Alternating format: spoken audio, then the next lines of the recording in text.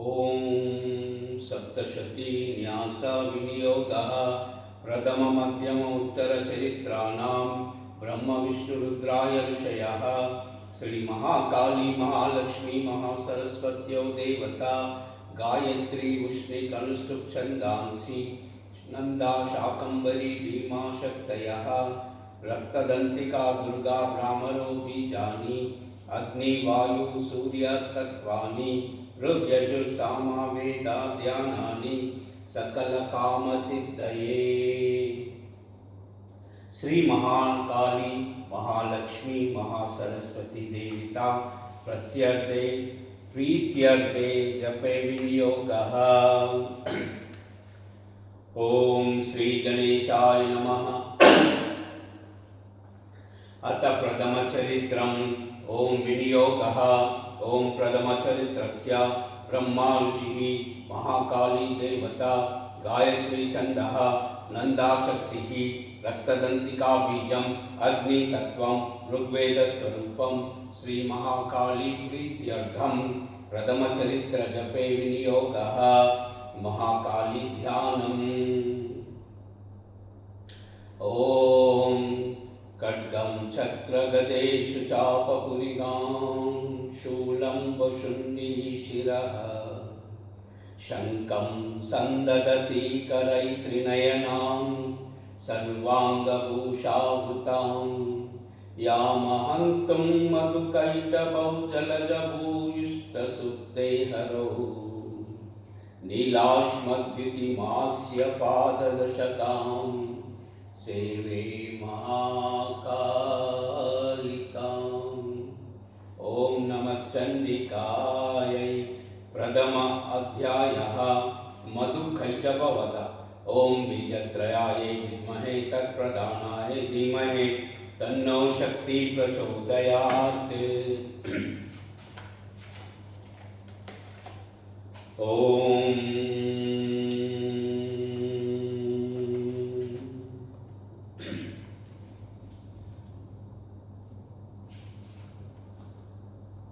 करन्यासः खड्गिनी शूलिनी घोरा गदिनी चक्रिणी तदा शंकिनी चापिनी बाणा कुशुंडी परिगायुधा अंगुष्ठाभ्यां नमः। शूलेन पाहिनो देवी पायि खड्गेन चाम्बिके गन्धास्वनेन पायि चाप्यज्ञान स्वनेन च तर्जनीभ्यां नमः। प्राच्यां रक्ष प्रतीच्याच्यन्त चण्डिके रक्ष दक्षिणे ब्राह्मणेनात्मशूलस्य उत्तरस्यां तदेश्वरी मध्यमाभ्यां नमः।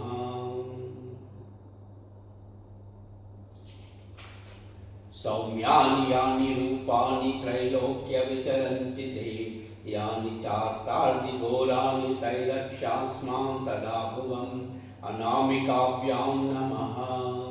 खड्गशूलगदादीनि चानि चास्त्राणि तेऽम्बिके करपल्लवसङ्गीनि तैरस्मान् रक्ष सर्वदा कनिष्ठिकाभ्यां नमः।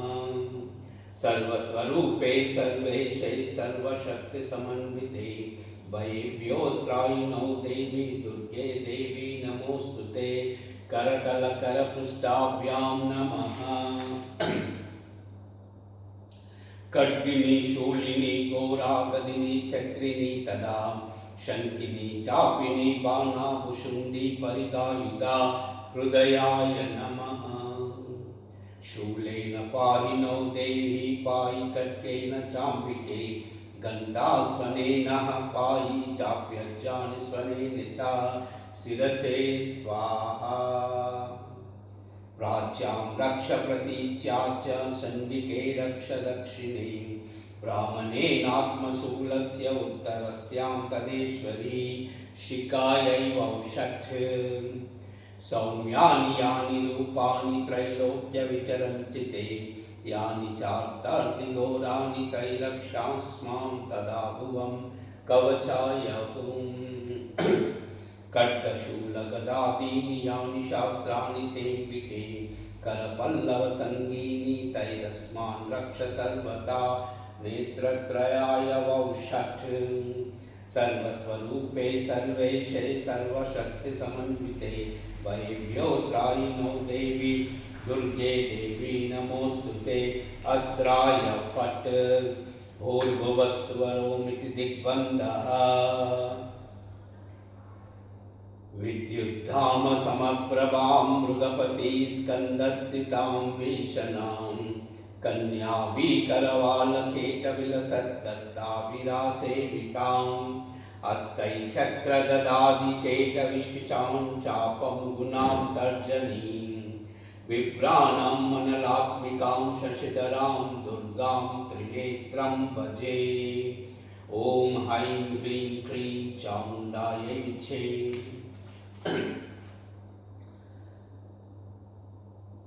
प्रथमचरित्रः श्रीदुर्गायै नमः।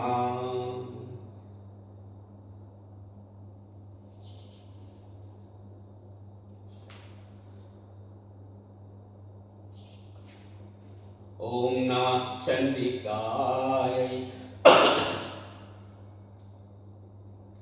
ॐ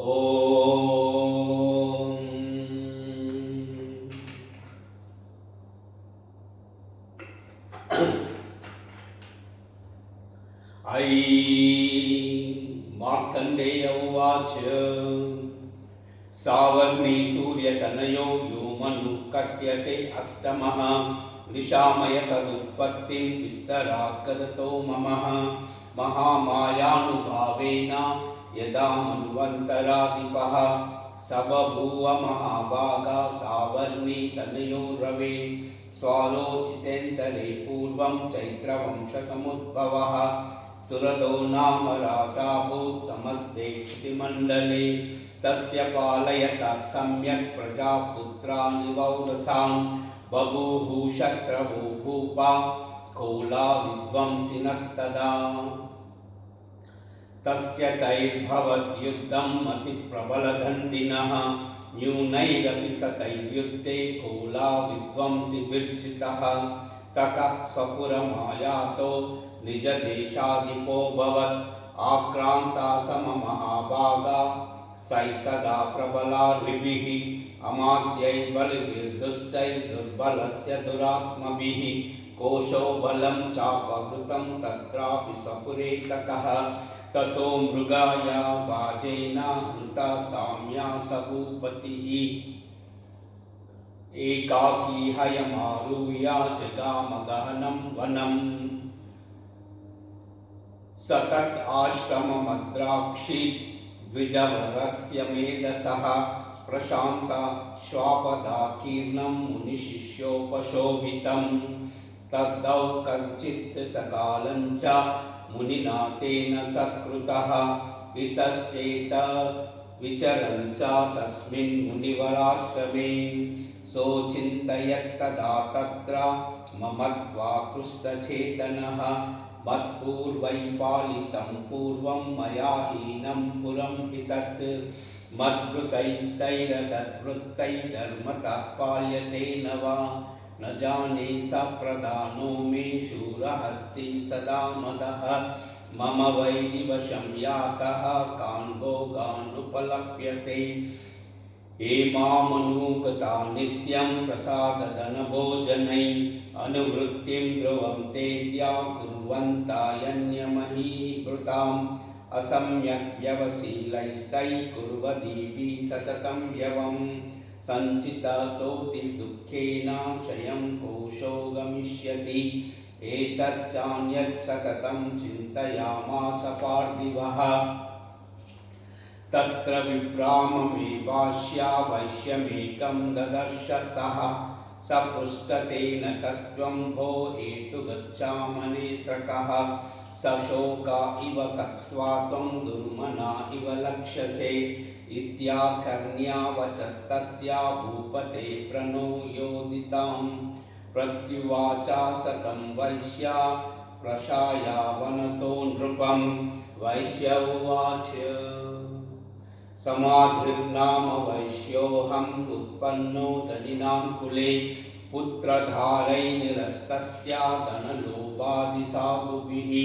विहीनश्चादनैर्दारैः पुत्रैरादाय मे धनं वनमव्यागतो दुःखी निरश्चापाबन्धुभिः सोऽहं न वेद्मि पुत्राणां कुशलात्मिकां प्रवित्यं च स्वजननां च दाराणां चात्र संस्थितः किं नु तेषां गृहे क्षेमम् अक्षेमं किं नु साम्प्रतं कथन्ते किं नु सद्वृत्तां दुर्वृत्ता किं नु मे सुतां राजोवाच यैर्निरस्तो भुवान् लुप्तैः पुत्रदाराभिर्धनैः तेषु किं भवतः स्नेहम् अनुबध्नाति मानसं वैश्य उवाच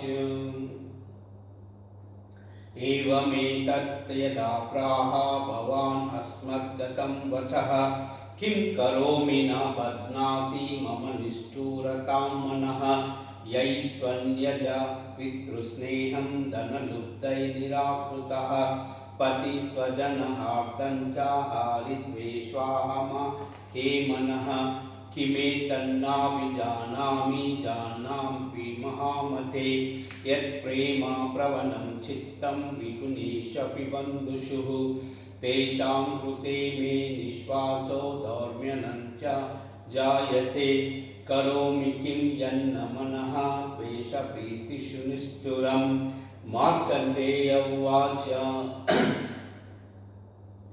ततस्तौ सहितौ विप्रातं मुनिं समुपस्थितौ समाधिर्नाम वैश्योऽसौ स च पार्थिव सत्तमः कृत्वा तु तौ यदा न्यायं यदा हर्तेन संविदम् उपविष्टा कथा काश्चित् चक्रतुर्वैश्यपार्थिवौ राजोवाच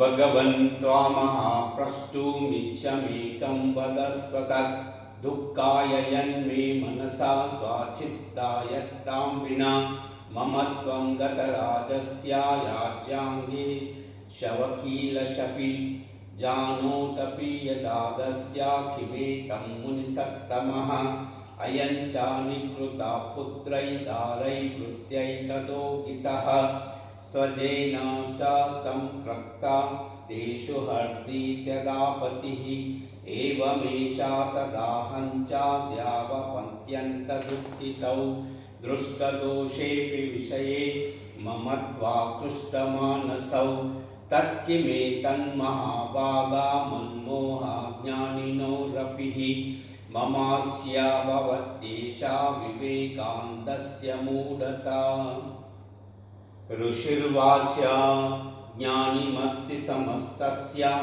जन्तोर्विषयगोचरे विषयश्च महाभागा याति चैवं पृथक् पृथक् दिवाङ्गा प्राणिना केचित् रात्रावन्दास्तदा परे केचित् दिवा ततो रात्रौ प्राणिनास्तुल्यदृष्टयः ज्ञानिनो मनुजा सत्यं किं तु तेन हि केवलं यतो हि ज्ञानिना सर्वे पशुपक्षिमृगादयः ज्ञानं च तन्मनुष्याणां यत्तेषां मृगपक्षिणां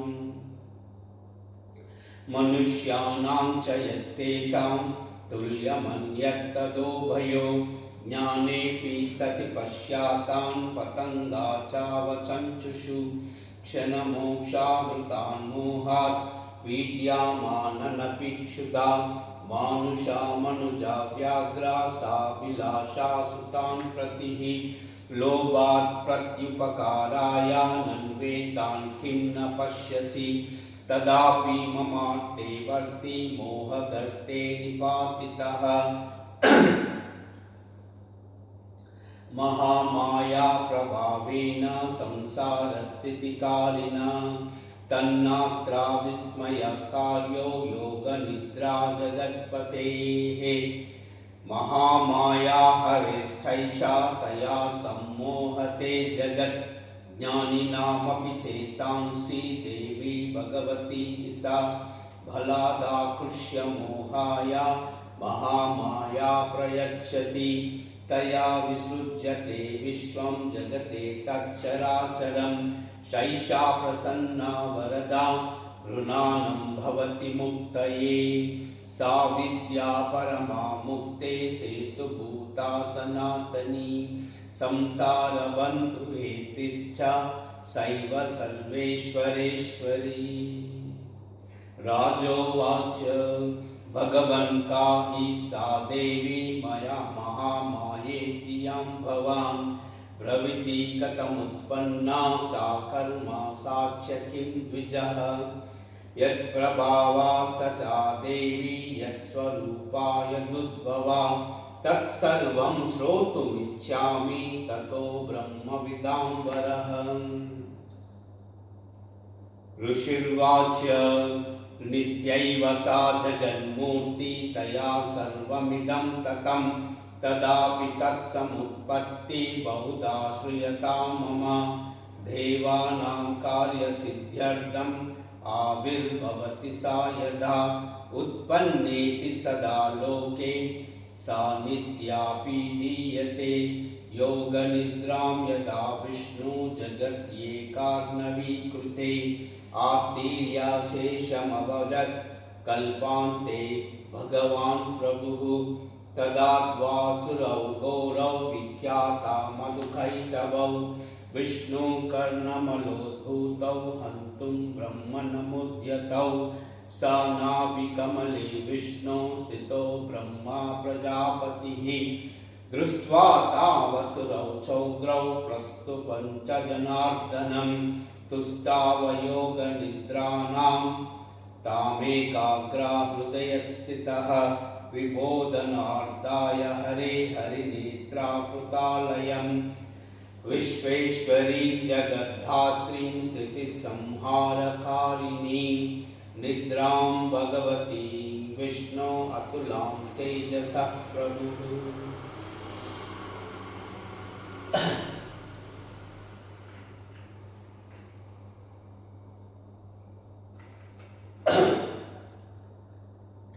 ब्रह्मोवाच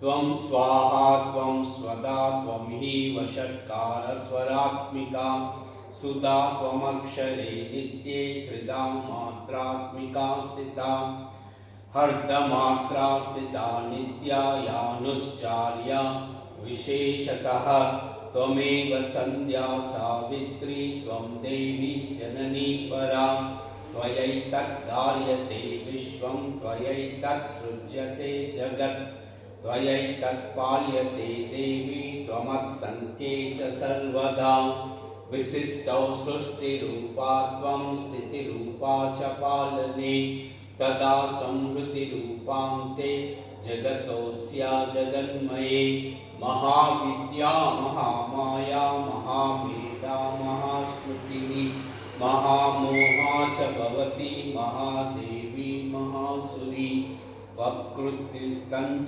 सर्वस्व गुणत्रयविभाविनी कालरात्रि महारात्रि मोहरात्रिश्च दारुणा त्वं श्रीं त्वमीश्वरीं त्वं ह्रीं त्वं बुद्धिर्बोधलक्षणा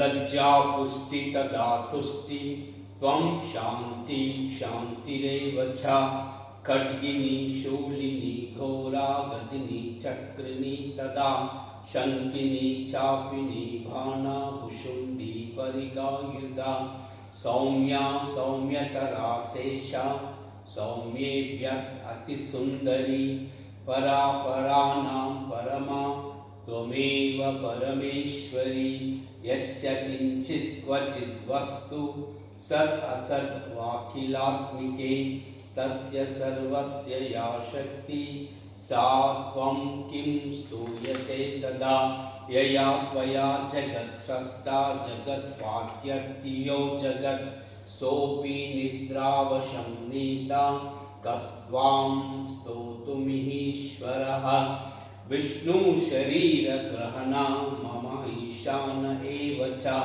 कारितास्ते यतो तस्त्वां कः स्तोतुं शक्तिमान् भवेत् सा त्वमितं प्रभावैश्वैरुदारै देवी संस्तुता मोहयैतौ दुरादर्शौ वसुरौ मधुकैटभौ प्रदोबञ्च जगत्स्वामी नियता अच्युतो लघुः बोधस्य क्रियतामस्य हन्तुमेतौ महासुरौ।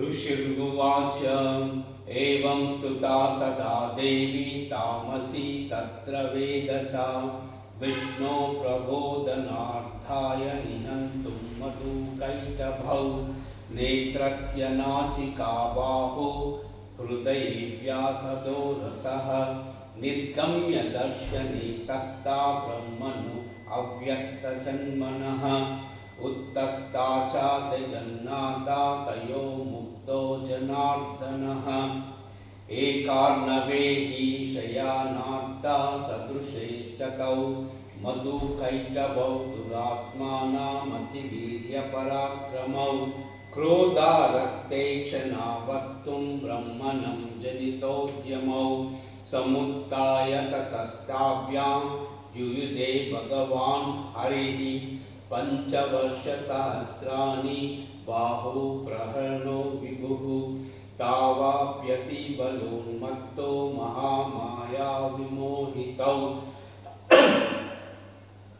उक्तवन्तौ वरोस्मतो वियतामतिकेशवम्। श्रीभगवानुवाच भवेतामद्य मे तुष्टौ मम वद्यावुभावभिः किमन्येन वरेणात्र एतावुद्धीवृतं मम। ऋषिर्उवाच वञ्चिताभ्यामिति तदा सर्वमापोमयं जगत् विलोक्याताभ्यां गदितो भगवान् कमलेक्षणः आवां जहीन तर्वो विसलिलेन परिप्लुतां। ऋषिर्वाच तदात्युक्ता भगवता शङ्खचक्रगदाभृतः कृत्वा चक्रेण वैचिन्ये जगने शिरसि तयोः एवमेषा समुत्पन्ना ब्रह्मणा संस्तुतं स्वयं प्रभावमस्या देव्यास्तु भूयः शृणु वदामि ते।